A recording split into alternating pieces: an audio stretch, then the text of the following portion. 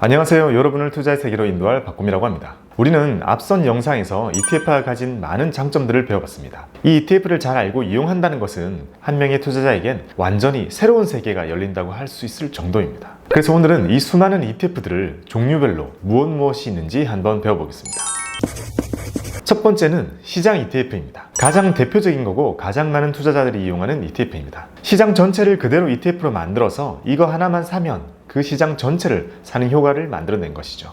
우리가 일반적으로 ETF라고 하면 딱 떠오르는 것이 바로 이 시장 ETF입니다. 한 기업의 미래는 어떻게 될지 알 수 없지만 시장 전체는 상승할 거야, 이런 생각을 가지셨다면 시장 ETF에 투자하시면 됩니다. 우리나라의 대표적인 시장을 묶어놓은 코스피 ETF, 코스닥 ETF, 미국의 대표적인 기업 500개에 투자하는 S&P 500 ETF, 미국의 기술주 기업들이 모여있는 나스닥 ETF, 미국의 전통 기업들이 모여있는 다우존스 ETF, 이것들 이외에도 국가를 대표하는 시장 전체를 묶어놓은 ETF들이 있습니다. 차이나 ETF, 인도 ETF, 베트남 ETF, 일본 ETF 등등이 있어서 우리는 클릭 한 번으로 이런 국가 전체에 투자하는 효과를 볼 수 있습니다.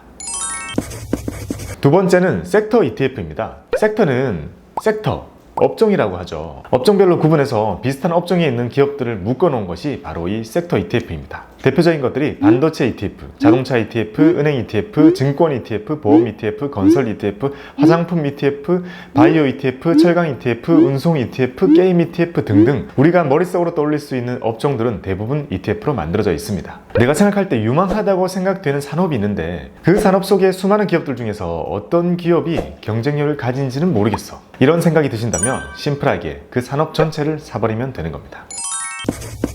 세 번째는 스타일 ETF입니다. 주식을 구분할 때 시장별로 구분할 수도 있지만 그 주식이 가지고 있는 스타일별로 묶을 수도 있습니다. 큰 기업 위주로 묶어 놓으면 대형주 ETF, 기업의 가치에 비해 주가가 낮아서 주가 상승을 기대할 수 있는 기업들을 모아놓은 가치주 ETF, 배당을 많이 주는 기업들을 모아놓은 고배당 ETF, 배당을 점점 많이 주는 기업들을 모아놓은 배당 성장 ETF, 경기를 많이 타는 기업들을 모아놓은 경기 소비재 ETF, 경기를 많이 안 타는 기업들을 묶어놓은 경기 방어 ETF, 이런 식으로 내가 투자하고자 하는 스타일을 분명히 정했다면 거기에 맞춰서 ETF를 고를 수도 있습니다. 네 번째는 채권 ETF입니다. 주식과 함께 자본시장의 양대산맥이라고 불리는 채권은 대표적인 안전자산입니다. 하지만 대신 주식만큼 높은 수익률을 제공해주지 않기 때문에 투자자들의 관심을 많이 받고 있지는 못하죠. 그래서 막상 채권을 투자하려고 하면 은근히 정보가 부족합니다. 하지만 ETF를 활용하면 이 채권 투자도 쉽게 가능합니다. 대한민국이 발행한 국채에 투자하는 국채 ETF, 이것도 만기에 따라 3년짜리, 10년짜리 이렇게 다양한 게 있고요. 만기가 얼마 남지 않은 채권들만 모아놓아서 안정성이 높은 단기 채권 ETF, 더 큰 시장인 미국의 채권을 사는 미국채 ETF, 국가가 아니라 우량한 기업들이 발행한 채권을 사는 회사채 ETF, 이런 것들이 있습니다.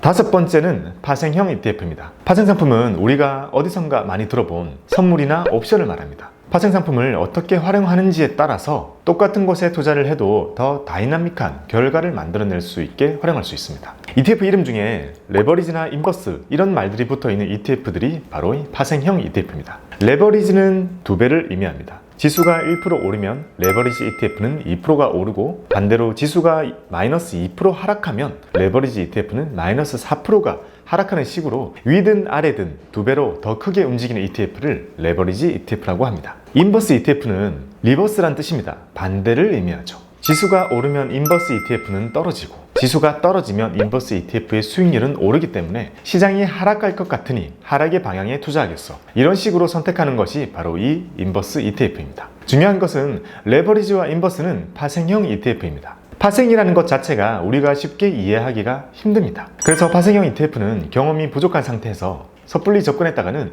큰 손실이 발생할 수도 있습니다. 많은 ETF들 중에서 유일하게 유의하라고 말씀드리는 것이 바로 이 파생형 ETF입니다. 지금은 이 파생형 ETF를 투자하기 위해서는 사전에 교육을 수료해야 되는 그런 절차가 생겨져 있습니다. 여섯 번째는 원자재 ETF입니다. 금, 은, 원유, 구리, 콩, 농산물 이런 원자재들도 가격 변동이 있고 투자성이 있기 때문에 대표적인 투자 상품의 한 영역입니다. 주식 채권들과 달리 이런 원자재에 투자를 하고 싶어도 실물을 직접 사야 하는 번거로움이 있죠. 가격이 오를 것 같다고 해서 지금 쌀 때 사놓고 집에 보관하기엔 보관의 문제가 너무나 크죠. 그런 번거로움도 ETF로 손쉽게 해결할 수 있습니다. 원유 ETF, 금 ETF, 은 ETF, 구리 ETF, 콩 ETF 팔라듐 ETF, 이런 ETF들을 활용하면 원자재의 실물을 눈으로 볼 필요도 없이 투자가 가능합니다. 7번째는 테마 ETF입니다. 투자의 시장에서는 다양한 테마가 만들어집니다. 시장의 구분과 무관하게 그 테마에 엮이는 기업들을 묶어놓은 것을 바로 이 테마 ETF라고 합니다. 예를 들면 삼성그룹의 계열사들을 묶어놓은 삼성그룹 ETF, 전기차에 들어가는 배터리에 관련된 기업들을 묶어놓은 2차전지 ETF, 사회적 책임을 잘 이행하는 기업들을 묶어놓은 ETF, 새로운 시장의 트렌드를 반영한 뉴딜 ETF 등 세상의 변화에 맞춰서 다양한 테마가 만들어지고 있고 다양한 ETF들도 만들어지고 있습니다. 시대의 트렌드에 발맞춰 투자를 하고자 하신다면 이런 테마 ETF가 아주 유용할 겁니다.